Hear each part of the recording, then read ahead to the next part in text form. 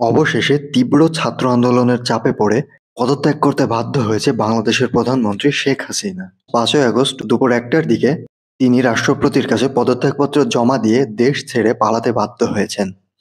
জয় হয়েছে ছাত্র জনতার, জয় হয়েছে বাংলাদেশের মানুষের। সকাল থেকে গণভবনের সামনে তীব্র আন্দোলন শুরু করে বাংলাদেশের ছাত্ররা।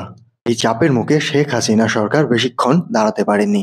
ছাত্ররা এক পর্যায়ে গণভবনে ঢুকে গণভবনের দখল নিয়ে নেয় এবং এর সাথে সাথেই বাংলাদেশের দীর্ঘ ১৬ বছরের স্বৈরাচারিতার পতন ঘটে।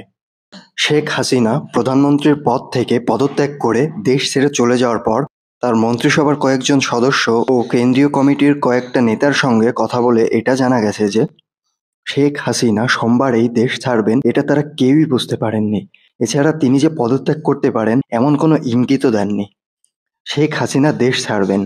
হঠাৎ করে এরকম নিউজ শোনার পর দলের নেতাকর্মীরা অনেকটাই অবাক হয়ে গিয়েছিলেন। শেখ হাসিনা ক্ষমতা না ছাড়ার ব্যাপারে একেবারে নাছোড়বান্দা ছিলেন। একদম শেষ মুহূর্ত পর্যন্ত তিনি সর্বোচ্চ শক্তি প্রয়োগ করার ব্যাপারে অটল ছিলেন। এজন্য তিনি আবারও ইন্টারনেট শাটডাউন করে একটা বড় হামলার ব্যাপারে পরিকল্পনা করছিলেন। কিন্তু ওই সময়ে দলের শীর্ষ নেতা কর্মকর্তাদের পক্ষ থেকে তাকে বোঝানোর চেষ্টা করা হয় যে বল প্রয়োগ করে এই পরিস্থিতি আর সামলানো যাবে না। কিন্তু শেখ হাসিনা সেটা মানতে চাচ্ছিলেন না। তখন তার কর্মকর্তারা তার বোন শেখ রেহানার সঙ্গে আলোচনা শুরু করেন। তাকে পরিস্থিতি জানিয়ে শেখ হাসিনাকে বোঝানোর জন্য অনুরোধ করা হয়। শেখ রেহানা এরপর শেখ হাসিনার সঙ্গে আলোচনা করেন, কিন্তু শেখ হাসিনা ক্ষমতা ধরে রাখার ব্যাপারে অনড় ছিলেন। এক পর্যায়ে বিদেশে থাকা শেখ হাসিনার ছেলে সজীব ওয়াজেদ জয়ের সঙ্গে ফোনে কথা বলেন দলের শীর্ষ কর্মকর্তারা। এরপর জয় তার মা শেখ হাসিনার সঙ্গে কথা বলেন। তারপরই শেখ হাসিনা পদত্যাগে রাজি হন। তিনি তখন জাতির উদ্দেশ্যে একটা ভাষণ রেকর্ড করতে চাইছিলেন, কিন্তু ততক্ষণে গণভবনে এই খবর পৌঁছে গিয়েছিল যে বিপুল সংখ্যক ছাত্র জনতা শাহবাগ ও উত্তরা থেকে গণভবন অভিমুখে রওনা হয়েছেন। অল্প কিছুক্ষণের মধ্যেই আন্দোলনকারীরা গণভবনের মধ্যে ঢুকে পড়তে পারে। ভাষণ রেকর্ড করতে গেলে যদি গণভবন থেকে বের হতে না পারেন, এই বিবেচনায় তিনি ভাষণ রেকর্ডের সময় পাননি। রাষ্ট্রপতির কাছে পদত্যাগপত্র জমা দিয়ে তিনি সেনাবাহিনীর হেলিকপ্টারে করে গণভবন ত্যাগ করেন। সেখান থেকে তাকে নিরাপদ জায়গাতে সরিয়ে নিয়ে যাওয়া হয়। তিনি লন্ডনে যেতে চাইলেও তাকে লন্ডনে ঢোকার অনুমতি দেওয়া হয়নি, তাই তিনি দিল্লিতে অবতরণ করেন এবং বর্তমানে তিনি ভারতেই অবস্থান করছেন। প্রধানমন্ত্রী গণভবন থেকে বেরোনোর পরপরই বিক্ষুব্ধ ছাত্র জনতা গণভবনে প্রবেশ করে এবং সেখানে বিভিন্ন রকম ভাঙচুর ও লুটপাট শুরু করে দেয়।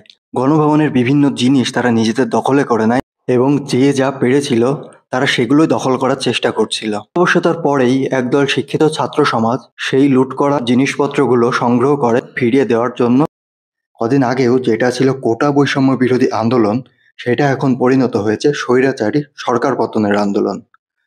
ছাত্র আন্দোলনের চাপে পড়ে সরকার মুক্তিযোদ্ধা কোটা তো সংস্কার করে দেয়, কিন্তু প্রধানমন্ত্রীর বর্বরতা ও গণহত্যা দেখে ছাত্র জনতা আবার রাজপথে নামে।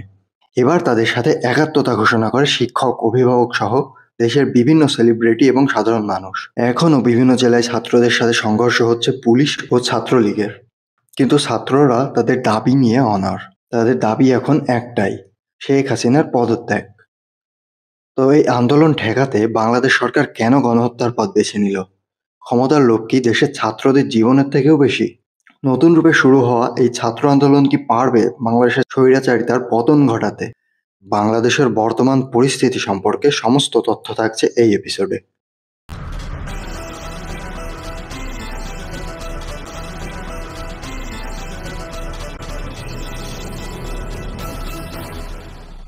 তো বৈষম্য বিরোধী ছাত্র আন্দোলনের চাপে সুপ্রিম কোর্ট থেকে কোটা সংস্কার তো হয়, কিন্তু হাসিনা সরকারের নির্দেশে যেভাবে ছাত্রদের উপর নৃশংসতা চলল তার প্রতিবাদে আন্দোলন জারি ছিল।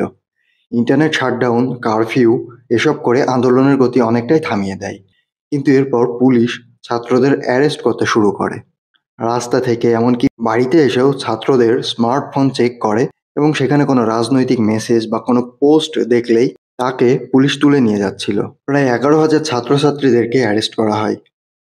এই আন্দোলনের প্রধান যে সমন্বয়করা ছিল তাদেরকে অ্যারেস্ট করে নিয়ে গিয়ে পুলিশ প্রচণ্ড টর্চার করে, এমনকি 24শে জুলাই সমন্বয়কদেরকে গান পয়েন্টে রেখে তাদেরকে আন্দোলন প্রত্যাহার করানোর জন্য বলতে বাধ্য করা হয়। বাংলাদেশ পুলিশের উপর জনগণ অনেক আগেই আস্থা হারিয়েছিল, কিন্তু তাদের কর্মকাণ্ড জনগণ এখন খুব ভালোভাবেই বুঝতে পারছিল। সমন্বয়কদের একজন নাহিদ ইসলাম, পুলিশ তাকে এর আগেও তুলে নিয়ে গিয়ে প্রচণ্ড টর্চার করে, ইন্টারোগেট করে। এরপর 23শে জুলাই তাকে অজ্ঞান অবস্থায় রাস্তায় ফেলে রেখে যায়। তো এই সমন্বয়ক কমিটি পুলিশ কাস্টাডি থেকে মুক্ত হওয়ার পর 9 দফা দাবি নিয়ে আবারও নতুন গতিতে আন্দোলন শুরু করে। এর আগে 30 জুলাই বাংলাদেশ সরকার জাতীয় শোক ঘোষণা করে, কিন্তু জনগণ ও ছাত্র সমাজ সেটাকে প্রত্যাখ্যান করে। এতগুলো ছাত্রকে হত্যা করে প্রধানমন্ত্রী এর দায় তো স্বীকার করলই না, উল্টে বিভিন্নভাবে দোষ অন্যদের ওপর চাপানোর চেষ্টা করছিল। প্রথম আলোতে প্রকাশিত তথ্য অনুসারে এখনো পর্যন্ত 210 জনের মৃত্যুর খবর পাওয়া গেছে, কিন্তু লোকাল কিছু তথ্য অনুসারে মৃতের সংখ্যা প্রায় 1000 ছাড়িয়ে গেছে এবং প্রায় 20,000-এর ওপরে ছাত্র আহত হয়েছে। সরকার এটা নিয়ে স্বচ্ছভাবে কোনো কিছু বলছে না, তাই অনলাইনে যেসব খবর ভাইরাল হচ্ছে সেটাকেই মানুষ বিশ্বাস করতে শুরু করছে। হাসপাতালগুলো থেকেও কোনো সঠিক তথ্য পাওয়া যাচ্ছে না। প্রশাসন থেকেও বিভিন্নভাবে এই খবরগুলোকে দমিয়ে রাখার চেষ্টা করা হচ্ছে। অনেক জায়গায় এমনভাবে গণহত্যা চালানো হচ্ছে যে তাদেরকে হাসপাতালে নিয়ে যাওয়ার সময়টুকুও পাওয়া যাচ্ছে না। তো বাংলাদেশ সরকার যে কোনোভাবেই এই দায় এড়িয়ে যেতে চাইছে। বাংলাদেশের প্রাক্তন বিচারপতি শামসুজ্জামান মানিক এক লাইভ শোতে এসে দাবি করে তিনি দেখেছেন পুলিশ কোনো নিরস্ত্র ছাত্রদের হত্যা করেনি, ছাত্ররাই বিভিন্ন রকম অস্ত্র হাতে নৃশংসতা চালাচ্ছিল। পুলিশের অধিকার আছে তাদেরকে গুলি করে মেরে ফেলা, অবশ্যই আছে। যারা আপনি কি আবু সাঈদের মৃত্যুর ঘটনা দেখেছেন? আমি পুরোটাই দেখেছি। পুরো ভিডিও দেখেছেন? তারা যেভাবে আবু সাঈদের হাতে কোনো মরণাস্ত্র আমাকে ছিল? বলতে দেন আগে। আপনি ডোন্ট লিড ওই আনসারের মতো আমেরিকান এখানে বসে থাকে। আমি পুরোটা দেখেছি। তারা যেভাবে সশস্ত্র হয়ে আক্রমণ করেছে সেখানে পুলিশের অবশ্যই দায়িত্ব ছিল সেই সশস্ত্র আক্রমণ রোধ করার। আবু সাঈদের হাতে অস্ত্র ছিল? অবশ্যই ছিল। আমি কি অন্ধ মানুষ? তার হাতে লাঠি ছোটা ছিল, আমি নিজে দেখেছি। তিনি সম্পূর্ণভাবে সরকারের পক্ষ নিয়ে অত্যন্ত বাজে আচরণ শুরু করে এবং এক পর্যায়ে এই শো এর হোস্টকেই রাজাকার বলে ওঠে। না না, সে তো রাজাকারের বাচ্চা। আপনার কোনো অধিকার নেই আমাকে রাজাকারের সন্তান বলার। এখন যে দেশের বিচারকের এই অবস্থা, সে দেশের বিচার ব্যবস্থা কেমন ছিল তার বলার প্রয়োজন পড়ে না। বাংলাদেশের বিচার ব্যবস্থা থেকে শুরু করে সমস্ত কার্যক্রমে প্রধানমন্ত্রীর হাত থাকে, সেটাও দিনের আলোর মতোই পরিষ্কার। আবু সাঈদকে পুলিশ যখন পয়েন্ট ব্ল্যাঙ্ক রেঞ্জ থেকে গুলি করে, আবু সাঈদ নিরস্ত্রই ছিল। এছাড়াও আন্দোলন চলার সময় যখন পুলিশ ও সামরিক বাহিনী গুলি চালাচ্ছিল, কিছু ছাত্র একটা বিল্ডিং এ উঠে পালানোর চেষ্টা করে, তো পুলিশ সেখানেও ধাওয়া করে। সবাই পালাতে পারলেও একটা ছাত্র পালাতে পারে না, সে তখন এই বিল্ডিং এর ওপর 4 তলায় ঝুলছিল। পুলিশ তাকেও পয়েন্ট ব্ল্যাঙ্ক রেঞ্জ থেকে গুলি করে। সেও তখন বাঁচার জন্য প্রাণপণ চেষ্টা করছিল। পুলিশদেরকে বলে যে সে শুধু আন্দোলনটা দেখতে এসেছিল, কিন্তু তাও পুলিশ তাকে মেরে দেয়। এটা কেমন ধরনের বর্বরতা! নিরস্ত্র ছাত্রদের হত্যা করে এর দায় এড়িয়ে যাওয়া। এছাড়াও পুলিশ হেলিকপ্টার থেকেও ফায়ারিং করছিল। এই সময় কয়েকটি বাড়ির ব্যালকনিতে বেশ কিছু বাচ্চারা খেলা করছিল, তো হেলিকপ্টার থেকে পুলিশের এই ফায়ারিং এর গুলি ওই বাচ্চাদের লাগে এবং বাচ্চারা মারা যায়। এই বাচ্চাগুলোর তো এই আন্দোলনের সাথে কোনো সম্পর্ক ছিল না, তাহলে এই বাচ্চাদের কেন মরতে হলো? এই প্রশ্নের উত্তর কি শেখ হাসিনা দিতে পারবে? ইন্টারনেট শাটডাউন সরে যেতেই সমস্ত জায়গা থেকে বিভিন্ন নিউজ আসতে শুরু করে, ভিডিও ক্লিপ আসতে শুরু করে। বাংলাদেশের বিভিন্ন সশস্ত্র বাহিনী কি নির্মমভাবে আন্দোলনকারীদের হত্যা করেছে সেসব খবর অনলাইনে ছড়িয়ে পড়ে। সরকার এই সহিংসতার দায় বিএনপি এবং জামায়াতে ইসলামের ওপর চাপিয়ে দিতে চায় এবং জামায়াতে ইসলাম এবং তাদের ছাত্র সংগঠন ছাত্র শিবিরকে ব্যান করে দেয়।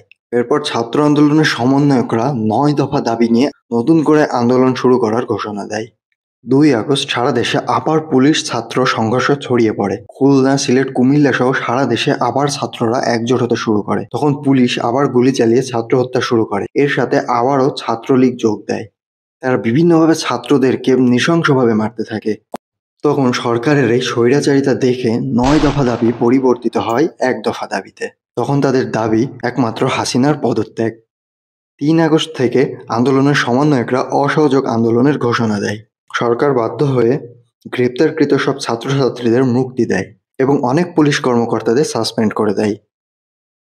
শেখ হাসিনা ছাত্রদের সাথে আলোচনায় বসতে চান, কিন্তু ছাত্ররা আর আলোচনায় বসতে রাজি হয় না। এত হত্যার পর, এত রক্তপাতের পর তারা আর আলোচনা চায় না। তাদের দাবি একটাই, সরকার পতন। আসলে শেখ হাসিনা একদিকে যেমন সমঝোতায় বসতে চাইছে, অন্যদিকে কিন্তু পুলিশ ও ছাত্রলীগ আন্দোলনকারীদের ওপর নৃশংসতা চালাতেই থাকছে।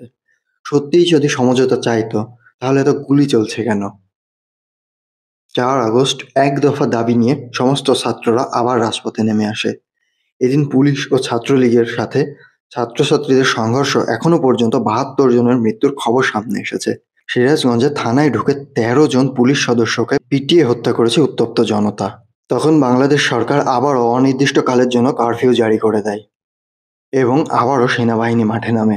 ছাত্ররা কারফিউ ভেঙে 5 আগস্ট লং মার্চের ডাক দিয়েছে, যেখানে দেশের সমস্ত ছাত্রছাত্রীদেরকে ঢাকায় গিয়ে জোরালো আন্দোলনের কথা বলা হয়েছে।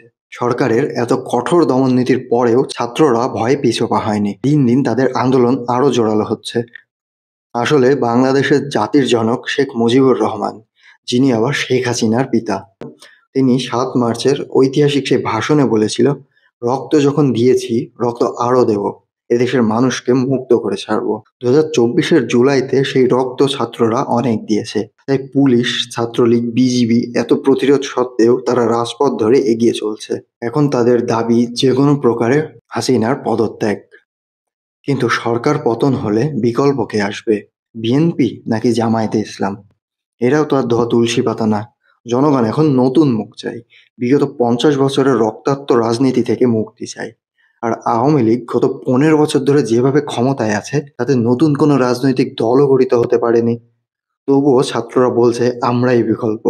এই ছাত্র আন্দোলন দেখেও বোঝা যাচ্ছে বাংলাদেশে এখনো নেতৃত্ব দেওয়ার মতো ছাত্র সমাজ আছে। এখন সময়ই বলে দেবে শেখ হাসিনা এতগুলো মৃত্যুর দায় নিয়ে ক্ষমতা ছেড়ে দেবে, নাকি সিরিয়ার বাশার আল আসাদের মতো লক্ষ লক্ষ জনগণকে হত্যা করে ক্ষমতা ধরে রাখবে। সর্বোপরি এই ছাত্র আন্দোলনের জয় হয়েছে। তারা এটাকে বাংলাদেশের নতুন স্বাধীনতা হিসেবে দেখছে। এখন স্বাধীনতা অর্জনের চেয়ে স্বাধীনতা রক্ষা করাই কঠিন। যদিও এর মধ্যে ছাত্র আন্দোলনের সমন্বয়করা অন্তর্বর্তীকালীন একটি সরকার গঠন করেছে এবং সেখানে নোবেলজয়ী অর্থনীতিবিদ মোহাম্মদ ইউনুসকে প্রধান উপদেষ্টা হিসাবে মনোনয়ন করেছে।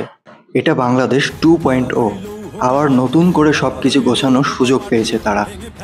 তো ছাত্র জনতার কাছে এটাই প্রত্যাশা থাকবে, বাংলাদেশকে একটি সমৃদ্ধশীল দেশ হিসেবে, একটি সমৃদ্ধশীল জাতি হিসেবে পুনর্নির্মাণ করতে পারবে। প্রধানমন্ত্রী দেশ ত্যাগের সাথে সাথেই বিভিন্ন অঞ্চলে বিভিন্নভাবে নাশকতা শুরু হয়ে গেছে। তাদের অনেকের দাবি এটা তাদের 16 বছর ধরে জমানো ক্ষোভ। কিন্তু এখন তো ক্ষোভ দেখানোর সময় না।